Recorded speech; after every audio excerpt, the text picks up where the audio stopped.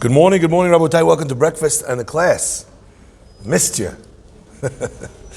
Breakfast and the class and the learning for this week is dedicated by the Torah Center Diamond donors, Morris S. and Esther Levy, in memory of Stephen and Renee Levy, Alehem Shalom.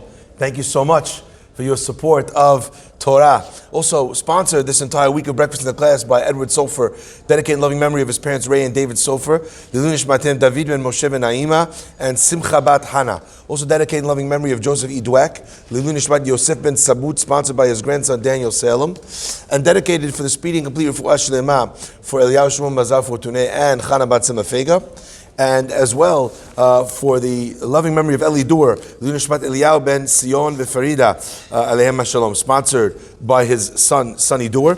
And in loving memory of Jeanette Feldman, Lunishmat Adina bat Yocheved, sponsored by Stephen and Gary Feldman. Dedicated loving memory, Eliezer Moshe ben Shmuel Haim, father of Chaya Deutscher, sponsored by Chaya and Shimshon Deutscher. And in loving memory of Moshe Simantov, Lunishmat Moshe ben Shimon v'Chana, sponsored by the Simantov family. Also dedicated in honor of Ami Elisheva Simon's 60th birthday, the 19th of Shvat, Beracha for a good health, success, and long life in Torah mitzvot. In her merit, may we all merit to see the coming of Mashiach Tzidkenu Amen. Sponsored by James Simon.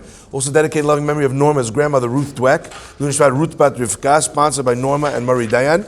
Also in loving memory of Yaakov ben Geulah Sadiq, to the man who embodied Torah values in every breath that he took, may his neshama have the highest aliyah, sponsored anonymously. And last but not least, Lunishvat Esther Bat Eliza Aziza, sponsored by her children, grandchildren, and great-grandchildren, Danishmat Tatzura B'Tzorah Chaim, and the week of Kobru, sponsored by David Yash in honor of you and your substantial capacity to good today and every day. Sorry for the longer one. It's just me coming back from spending the couple of days vacation with my children of Yeshiva week, so there's a couple of those piling up that we had to get through. My friends, let us begin. Our Torah teaches us, Vayishma Yitro, that Yitro heard everything that happened to the Jewish people. He heard everything. That's what it says. And he comes to the desert with Moshe Rabbeinu's wife and his children, whom Moshe had left for safekeeping back in Midian, and he brings them to the Jewish camp in the desert. And it's a magnificent sight as Moshe and all of the elders come out to get Yitro and to welcome them into the camp of the Jewish nation.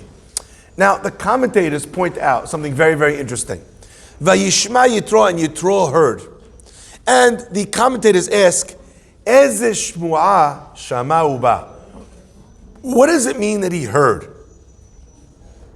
What does it mean that he heard? Eze shmu'a shama'u ba? What hearing did he hear that made him come to the desert? And the Rashi quotes and he brings the two different opinions that are stated in the Midrash. One opinion says, what did he hear? He heard the splitting of the sea. That's what he heard about. Kiryat Yamsuf. The second opinion says, what did Yitro hear? He heard about Milchemet Amalek, the war with Amalek. Those are the two opinions. Okay? Now, the commentators are a little bit perplexed. If I tell you as an example, I heard something yesterday, changed my life. So you might ask me, what'd you hear? How about if I told you, I heard yesterday Rabbi Fahi's speech changed my life. You know what he said? He said you can't be lazy. You have to get up every day early, come to the 7:30 minyan, and then go to work. And after learning and praying, you'll definitely be successful. Changed my life. Imagine after I said that to you, you said, "Oh really? What did you hear?"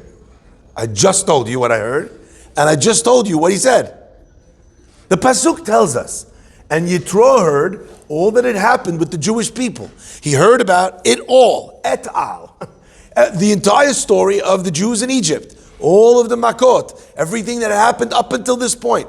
Why did the Midrash feel that it was necessary to ask a further question? If the Torah tells you that Yitro heard about what had happened to the Jews, that's what he heard. What happened to the Jews? What is this refinement that's being brought in the Midrash to express? No, it means Kiryat Yamsuf, the splitting of the sea. You know what it means? It means the war against Amalek. What's going on? My friends, I want to share with you something that I found incredibly powerful. The Kutzker asks, and he brings a beautiful point. He says, this idea, Yitro heard, it wasn't Yitro alone that heard this broadcast. You know, every once in a while, they have one of those emergency broadcast things. You ever see that? They test the emergency broadcast system, right? I don't. For some reason, I'm not sure why the emergency broadcast system has to sound like internet dial-up from the 1980s, right? Remember that, right? I don't know why that needs to be the sound that comes through. I would think that, the sound should be, get help. I don't know, it's a bomb. Run away, not internet dial-up. I'm not sure why that is the sound that you get. But every once in a while, you hear that sound. You know something? No matter what news station you're listening to, no matter what broadcast television you're on, whatever you're on, the point of the emergency broadcast system is that whatever you're watching, you're going to hear this. Whatever you're listening to, you're going to hear this. I don't know what amazing advancements they had going on in pottery, at the time. But I'm sure that broadcast was interrupted to hear about what was going on with the Jews in Egypt. I'm sure that some was, new innovation about the towels that they wear around the waist, new fabric. I don't know what hot news was coming through at the time in ancient Egypt or its environs. But whatever news was going on, there was one thing that broke through, and that was news of the Jewish people in Egypt. We all know that, right? How do we know that that's the case? That's not just my supposition. I'm going to quote to you a specific pasuk. The pasuk says in Az Yashir, Shameu Amim Yirgazun. The nations heard that Yirgazun means, what does Rogez mean? Rogez means anger, but an anger that disturbs someone, that perturbs someone. Chil Achaz Yosheve Pelashet. The people who lived in the Pelashet, the Pelishtim, Chil Achaz, they started shaking.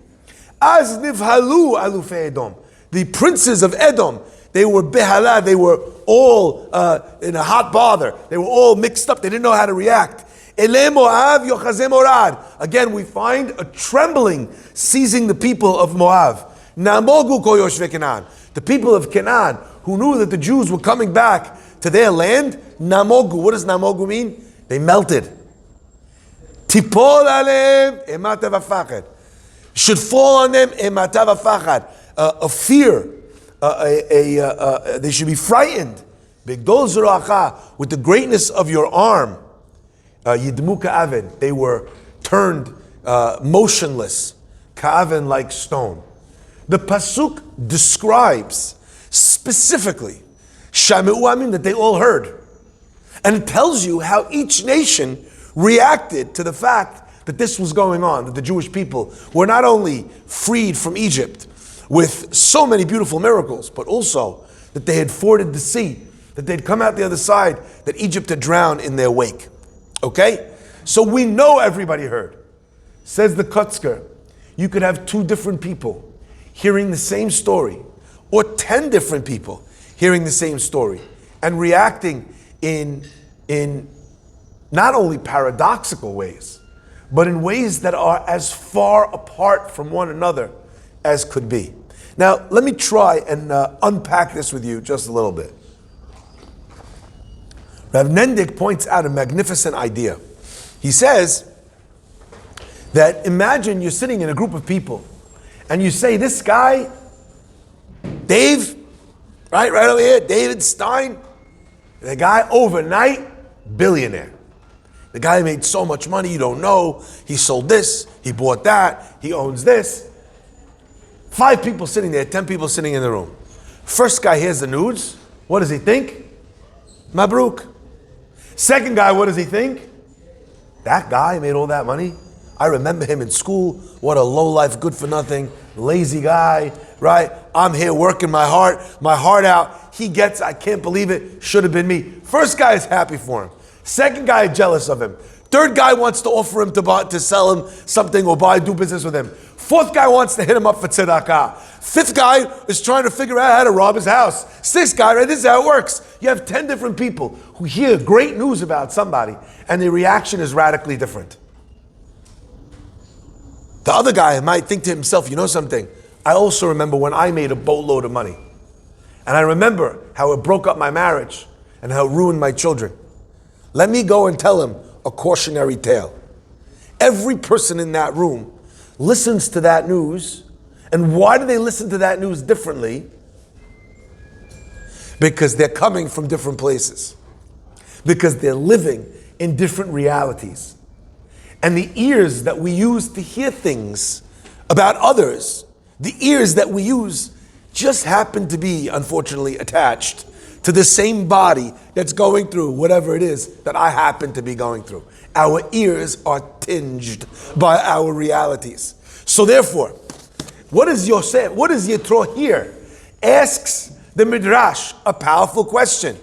It seems like Yitro heard something different. How did Yitro overcome his own bias? How did he overcome his own desire to slant the story and make the narrative about what he already believed in turning it into confirmation bias? How did he do that? How did Yitro listen and hear it with such purity that he was able to know what to do with the information? And what was the correct response? What was the response that Yitro had? Eze shmu'ah shama uba. What hearing did he hear that caused him to come to join the Jewish people? Many heard. How many reacted in this way? As far as we know, one. Why? Why? What did he hear differently? The Midrash tells us, you know what he heard? He heard Kriyat Yam Suf, and the other opinion is Milchemet Amalek. Let's review. One group of people, Yirgazun, they're angry about the news. The next group of people, trembling. The next group of people, terrified. The next group of people, frozen. So all these different reactions to this information. But what does Yitro do? He doesn't stay where he is and get angry. Stay where he is, experience fear. Yitro actually comes to the fire. My friends, this is a powerful understanding. Two reactions galvanize Yitro out of inaction. Kiryat Yamsuf and Milchemet Amalek. Let's look at that, at those two elements from two different perspectives, but actually recognize that they are two sides of the same coin. When it comes to Amalek, Amalek hears that the Jewish people are riding high. What does that bring out in Amalek? A desire to come take on the Jews. What happens at Kiryat Yamsuf? The sea is ready to be split, but indeed it does not split. Until what point does the sea not split? Until Nachshon ben Aminadav comes, runs towards it and plunges into the water to the point where he can't go anymore.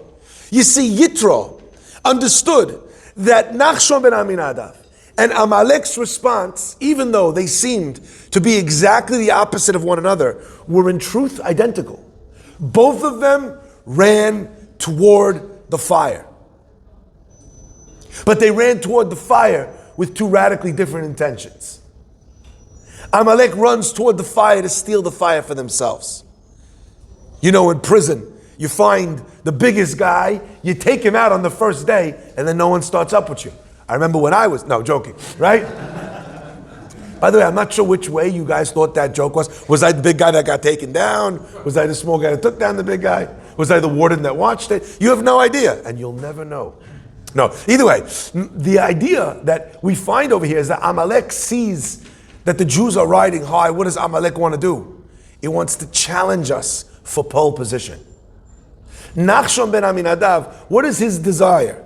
His desire is not to take something for himself, but to approach a challenge with no fear in his eyes, to understand that doing something in this moment is something that will provide a great respite for the Jewish people.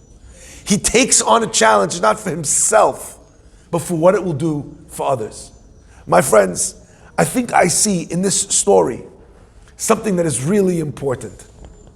You know, how we consume media is perhaps one of the biggest questions that we will face in the aftermath of the great tragedy that happens to Am Yisrael. There are those people that hear and read the news and just become depressed. It literally reads like this pasuk from Isaiah Shir. There's people who read the story and become angry.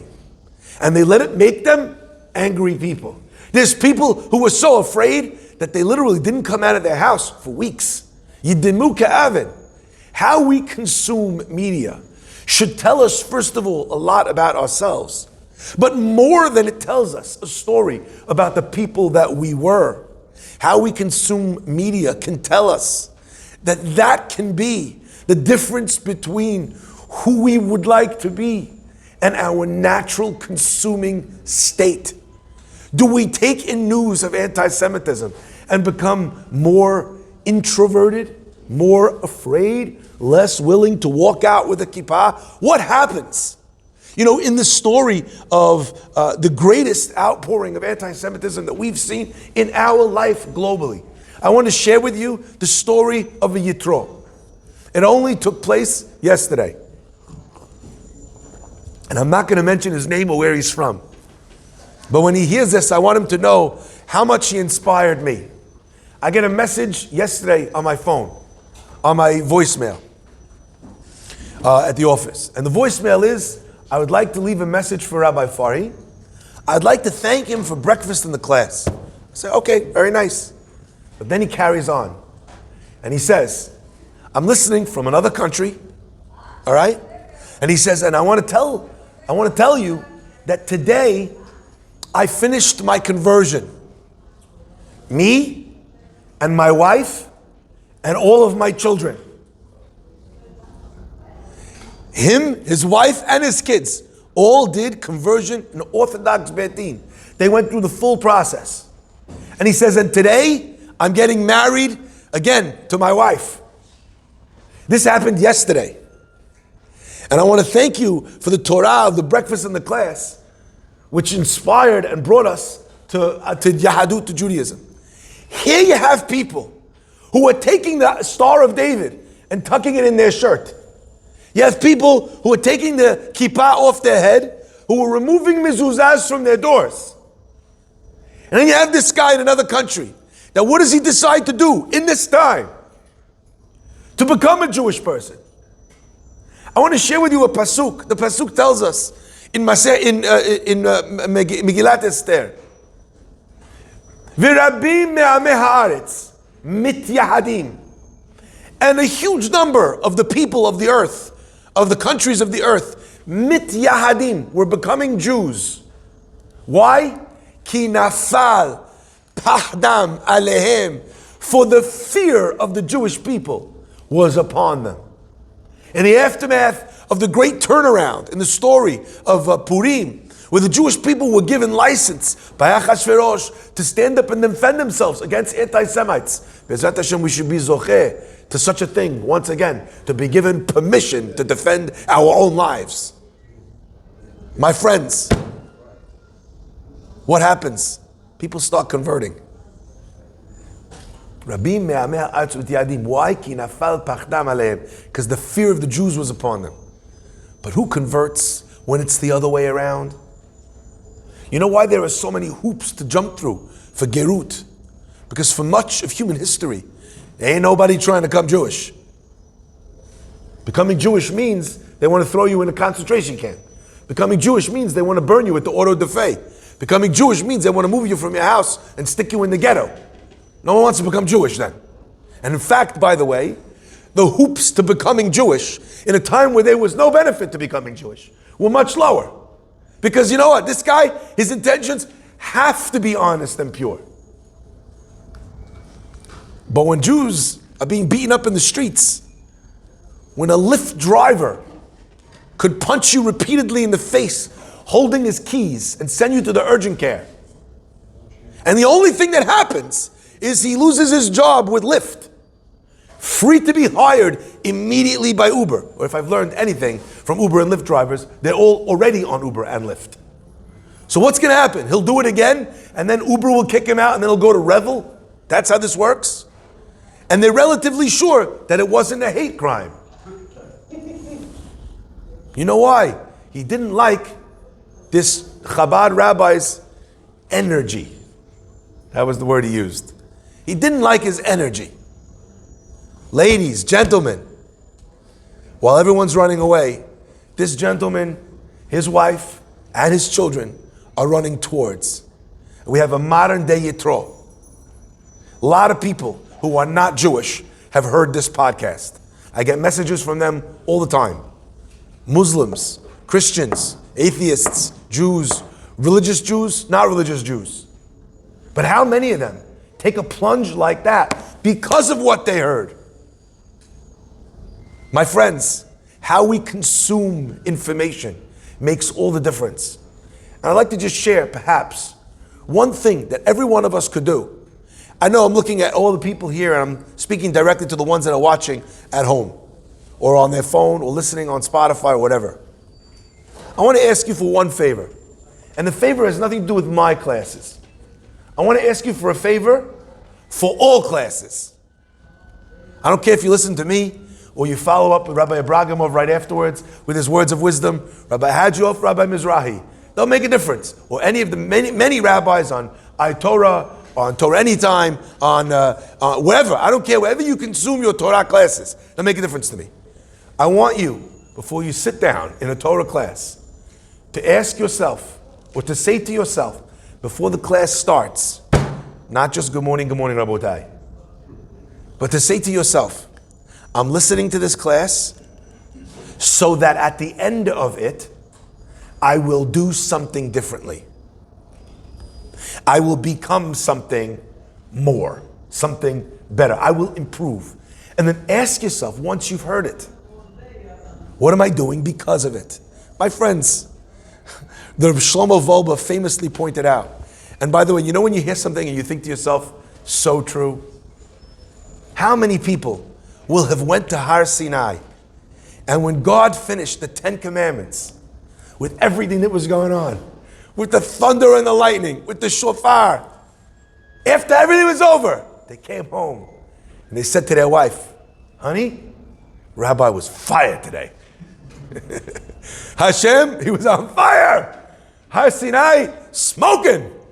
That's what it was. It was amazing. You don't know. He was so powerful.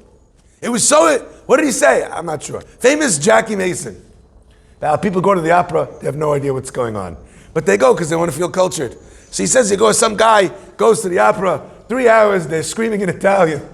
You know, he goes for culture, he comes back, his wife says, how was it? Oh, it was amazing. What was it about? About 3 hours. That's what it was about. The rabbi is our class. What did he say? It's very hard to say over. Okay, I get you can't say the whole thing, but you can't say anything? If you can't say anything, you weren't listening. You went, you wanted to be inspired, quote unquote, entertained. Those two words are not what a person comes to a Torah class for. You go to the movies, Bar Minan, to be entertained and inspired. You go to the circus.